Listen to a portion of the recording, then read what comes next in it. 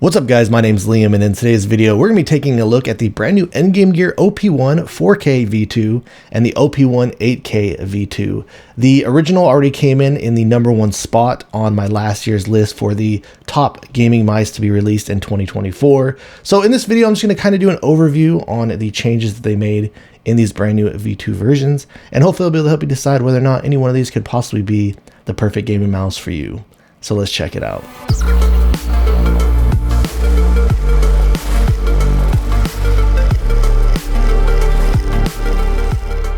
And before we get started today, I did want to let you know that both of these were sent out to me. However, everything you're going to be hearing in this video is going to be my own words and my own opinions. So here we got the mice, and over here on the right hand side, I do have the V1. Over here are the V2 versions. Just to recap, I'm just going to go into details on the differences on each one of these and talk about them. If you don't care to sit through the whole video, just to let you know, the brand new V2 versions, it does come with a dust-proof encoder, so they changed the encoder on it. The original also had a 3395 sensor, whereas this one does have a 3950 sensor. So this has unlocked some additional features for the mouse itself that I will go over, and I'll also be doing updated latency tests. Also on the OP1 8K, this does have a redesigned PCB.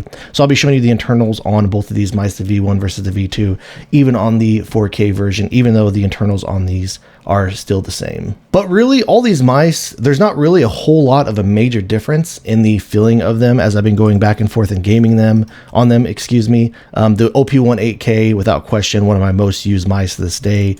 Just the shape of these mice overall are fantastic. I don't know what it is about this OP1 8K. Every time I throw it on my desk, I just can't seem to get away from it. So we will go ahead and talk about the different encoder, because there is actually a difference there. So over here on the V1 version, the encoder on this one feels a little bit more silent, and it does have smaller steps. So I'm going to go ahead and put this up to my mic really quick. It's going to go outside of the camera. And I'm just going to show you the scroll steps here.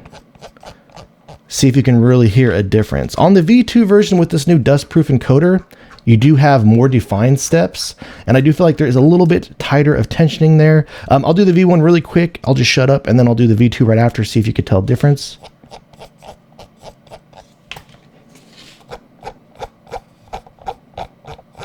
And though I do feel like both these scrolls do feel great, I do kind of like the added tensioning there, just the added feedback that you do get over here on this V2 version. So next up, the difference on these two mice is the internals. If you look at a close-up here, you can see where this just shows the OP1 8K. This is where it does show that it is the V2. So for those of you that have never seen before, these mice are actually really simple to take apart and open up. It just has two screws down over here on the bottom. And then once you do undo these screws, then simply you can just pull out the bottom, and the top is attached here by these two hinges. When you do take this apart, there are going to be these cables in here, so you'll need to just gently pull them off. What I always try and do is I try and squeeze the plastic with my fingernails as I'm separating them. I try not to pull on the wires too much because I don't want to accidentally pull one of the wires out of the top plastic casing as I'm separating it. But pretty much just as simple as that. And I'll go and take apart the V1 here really quick and show you. But for those of you that have never seen the inside of this before, these do have the same switches in them and everything, but the switches are actually mounted in the top of the case and the side buttons. And also, if you're curious really quick, we're on the topic, if you had a V1 shell that you did want to put on top of the V2 mice, you can. But here's a look of them on the internals. As you can see, the V2 PCB, which is right here, you can see they put a lot more effort into trying to minimize it and cut it down as small as possible. Where the biggest benefit that you're going to see from this PCB is going to be due to the fact that since this is such a popular mouse in the enthusiast community, lots of people liking to mod this, use their own 3D printed shells or whatever. So the fact that you do have a much smaller and tighter PCB is going to make that much more convenient for people that decided to do so. And when you do go to put this back together, just make sure that you look at where the holes are lined up. This switch right here is going to be for the left mouse button, also known as mouse 1. Again, make sure these pinholes are lined up. This thicker piece of plastic right here is going to be for the side buttons on the mouse. And then just simply over here on the right side, they made it real simple so that you know that the right click button or mouse number 2 is going to be plugged into this hole over here. Once you do put this together, again, it does have these little edges up here. You'll need to press and slide the front end first, just like that. Make sure the shell's lined up press it together. Make sure there is no seams or anything open on the sides. Everything is fit here flush.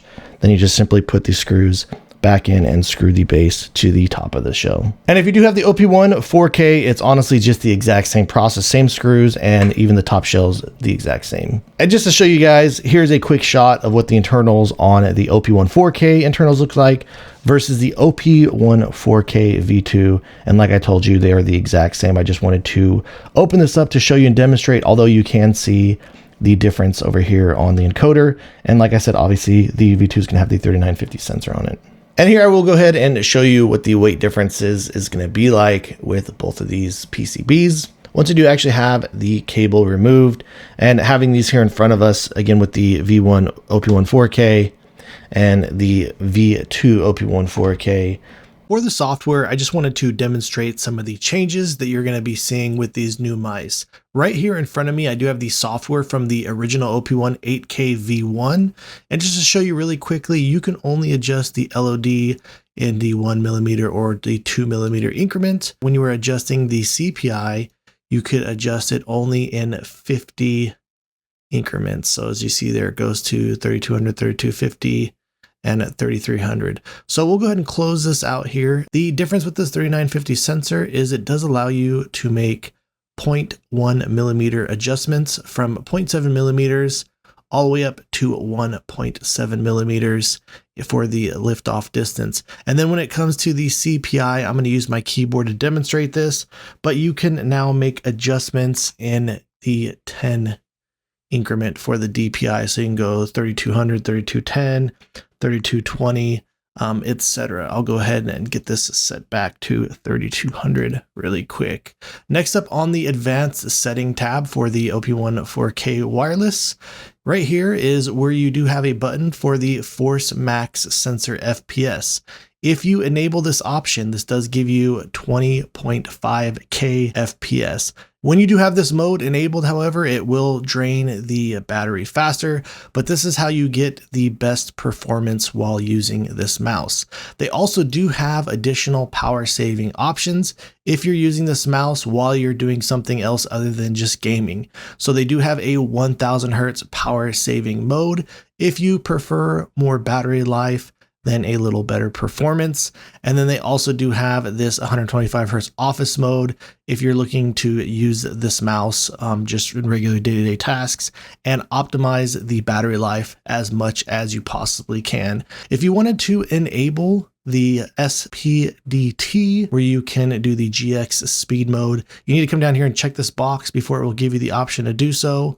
And then once you do that, you can come down here and apply that, and this will give you the best performance for this mouse. Aside from that, you do have these button mapping options, these power saving options, and then they do have a pairing tab as well. I'll just show you a really quick glance at the OP1 8K V2 software.